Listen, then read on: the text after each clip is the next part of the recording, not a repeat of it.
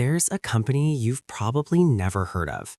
It's about 400 years old, and at its peak, it was worth more than Apple, Microsoft, Amazon, and Saudi Aramco combined. This quiet Dutch company didn't just make money, it invented modern capitalism. The first corporation, the first stock exchange, the first IPO. It had private armies, ruled colonies, and fought wars, all without a king. And behind it stood a royal family with no crown, who discovered something more powerful than thrones: capital. This is the bizarre, dark story of the Dutch East India Company and the dynasty that learned how to rule the world without ruling it. There's a Dutch company you've probably never heard of. It's nearly 400 years old, and at its peak, it was worth more than Apple, Microsoft, Amazon, and Saudi Aramco combined. This quiet Dutch company didn't just make money, it invented modern capitalism itself. The world's first corporation, the first stock exchange, the first IPO. It commanded private armies, ruled colonies, and fought wars, all without a king. And standing behind it was a royal family with no crown, a family that discovered something revolutionary. So buckle in. Today we're diving into the bizarre and unsettling story of the Dutch East India Company and the House of Orange. Let me take you back to the year 1580. Something historic is unfolding on the Iberian Peninsula. Spain absorbs Portugal in a personal union, merging two global superpowers under a single crown. Overnight, Spain gains control of Portugal's vast overseas empire, trade routes stretching across Asia, Africa, and the Americas.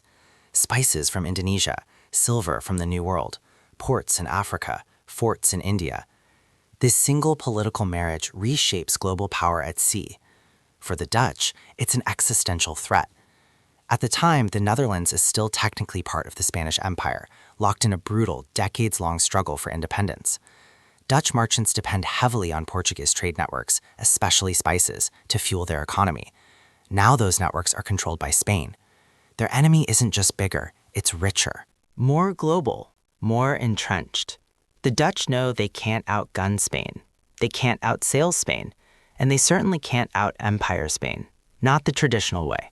So they do something radical. They decide not to fight empire with empire. They fight it with finance. They build a new kind of weapon: private capital. In 1602, 7 competing Dutch trading companies merge into a single entity. I won't butcher the pronunciation, you can see it on screen, but we know it today as the VOC, the Dutch East India Company.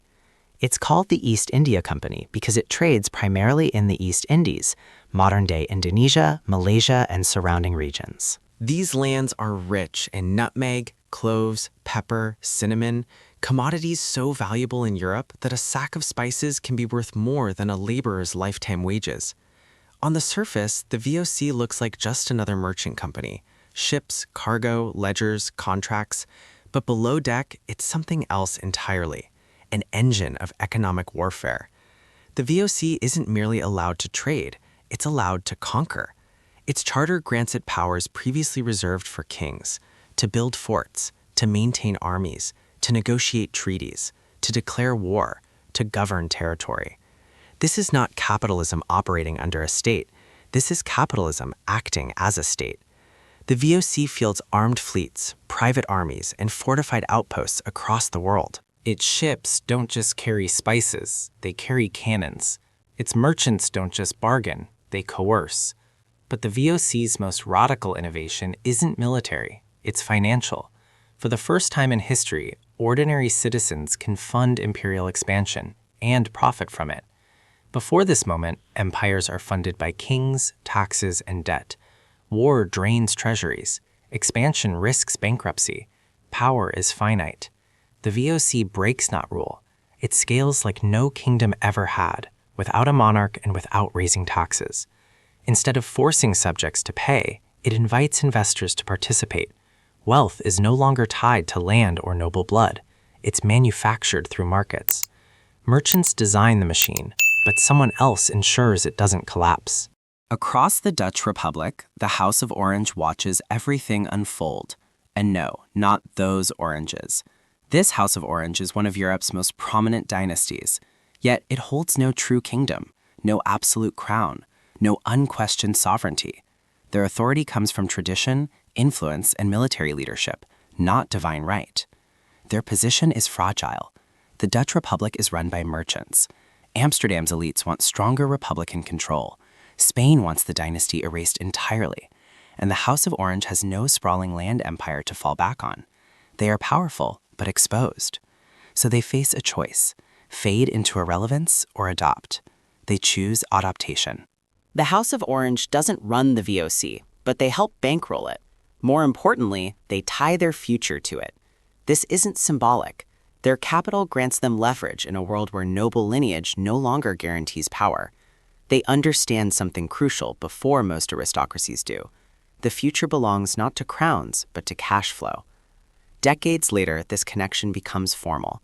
Two descendants, William IV and William V, serve as stadtholders and presidents of both the VOC and the Dutch West India Company. They sit at the intersection of politics and profit, of state authority and shareholder interest. They become among the most powerful men in Europe, still uncrowned but backed by dividends. The VOC flies the Republic's flag, but it also carries a family's ambitions. It doesn't behave like a company, it behaves like a sovereign. At its peak, the VOC is worth an estimated $7.9 trillion in today's money, more than any company in history. It operates on a scale never seen before. Between the early 1600s and mid-1700s, over 1 million people leave the Netherlands for Asia aboard VOC ships. Not settlers, not explorers, employees, sailors, clerks, soldiers, craftsmen, administrators. This is the world's first multinational workforce. The VOC's empire stands on 3 pillars: a powerful state charter, Amsterdam's financial elite, strategic backing from the House of Orange. The charter grants near-royal powers. The financiers supply endless capital. The dynasty provides legitimacy and military coordination. By 1619, the VOC captures Jakarta and renames it Batavia, its Asian capital for nearly 300 years. From there, it controls trade routes, enforces monopolies, and crushes competitors with ruthless efficiency. But this scale requires constant capital. Ships sink, wars drain money, employees demand wages. So the VOC does something unprecedented. In August 1602, it launches the world's first IPO. For the first time ever, ordinary people buy permanent shares in a global enterprise.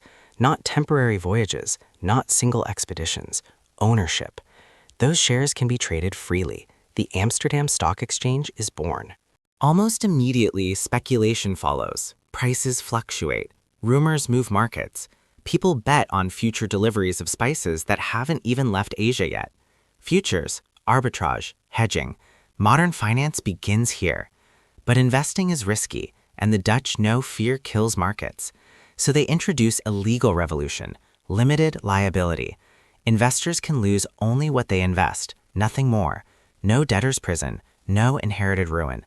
Confidence explodes, money floods in, and Dutch financial ideas don't stay local. They travel to England through William of Orange. In 1688, during the Glorious Revolution, William and Mary take the English throne, bringing Dutch financial systems with them: the Bank of England, government bonds, public credit. England learns how to fund wars without collapsing its economy. Later, these ideas cross the Atlantic. New Amsterdam becomes New York, retaining Dutch legal and financial DNA, property rights, contracts, corporate structures. By the 1700s, Amsterdam and London merge financial philosophies. New York inherits both. The modern global financial system takes shape. But giants fall. By the late 1700s, corruption, inefficiency, internal decay, and rising competition cripple the VOC. It becomes bloated, mismanaged, politically compromised. In 1796, the company is nationalized. Shortly after, it's dissolved. The world's first megacorporation collapses. Yet its blueprint survives. Today, the Netherlands remains a financial powerhouse, and the House of Orange still reigns, not as emperors, but as symbols embedded in institutions. From royal Dutch shell to modern banking, the lineage continues. The VOC proved something revolutionary, that capital could rival crowns. that markets could command armies, that ownership could outlast kings. And that raises a question that still matters today. If markets now hold the power once reserved for monarchs, then who wears the crown now?